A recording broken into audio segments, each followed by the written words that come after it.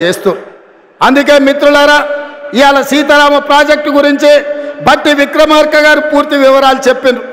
పోయినసారి ఇదే జిల్లాకు మనం పర్యటనకు వచ్చినప్పుడు సాగునీటి ప్రాజెక్టుల మీద సమీక్ష చేసి సాగునీటి ప్రాజెక్టుల నిర్మాణంలో అలసత్వాన్ని ప్రశ్నించి ఆనాడు విక్రమార్క గారు, తుమ్మల నాగేశ్వరరావు గారు, పొంగులేటి శ్రీనివాసరెడ్డి గారు ఇచ్చిన ప్రతిపాదన ఇయాల 3 పంపులు శ్రీరామసాగర్ పొంగింది.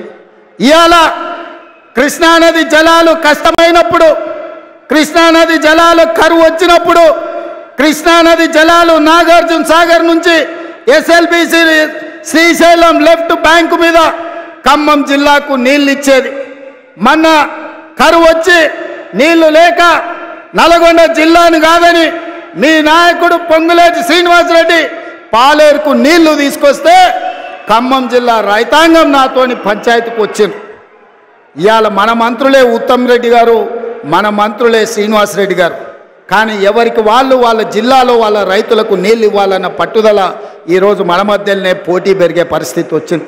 అందుకే పొంగులేటి శ్రీనివాసరెడ్డి, తుమ్మల నాగేశ్వరరావు గారు, బట్టి విక్రమార్క గారి సూచన మేరకు కృష్ణానది జలాలు ఒకవేళ ఖమ్మం జిల్లాకు పారకపోతే గోదావరి జలాలను తీసుకొచ్చి కృష్ణా కాలువల్లో పారించి ఖమ్మం జిల్లాకు నీళ్ళు ఇవ్వాలన్న ఆలోచన ఖమ్మం సమీక్షలో వస్తే ఇవాళ గోదావరి జలాలను ఇవాళ ఖమ్మం రైతాంగానికి ఇచ్చే ప్రయత్నం చేస్తున్నాం.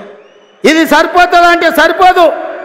ఇవాళ 18,000 కోట్ల రూపాయలకు అంచనాలు పెంచిండ్రు సీతారామ సాగర్. ఇవాళ సీతారామ సాగర్కు 8,000 కోట్లు ఖర్చు అయింది.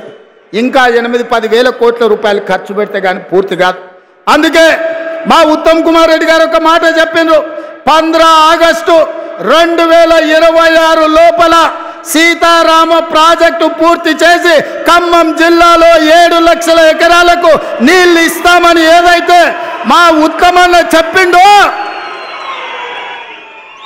మళ్ళీ నేను మాట ఇస్తున్న మిత్రులారా, వైరా గడ్డ మీద నుంచి 2026 15 ఆగస్టు లోపల సీతారామ ప్రాజెక్టుకు ఎన్ని వేల కోట్ల రూపాయలు అవసరమైనా నీళ్లను నిధులను వరదలాగా పారించి 7 లక్షల ఎకరాలకు మీకు నీళ్ళిచ్చే బాధ్యత ఈ ప్రభుత్వం తీసుకుంటుంది.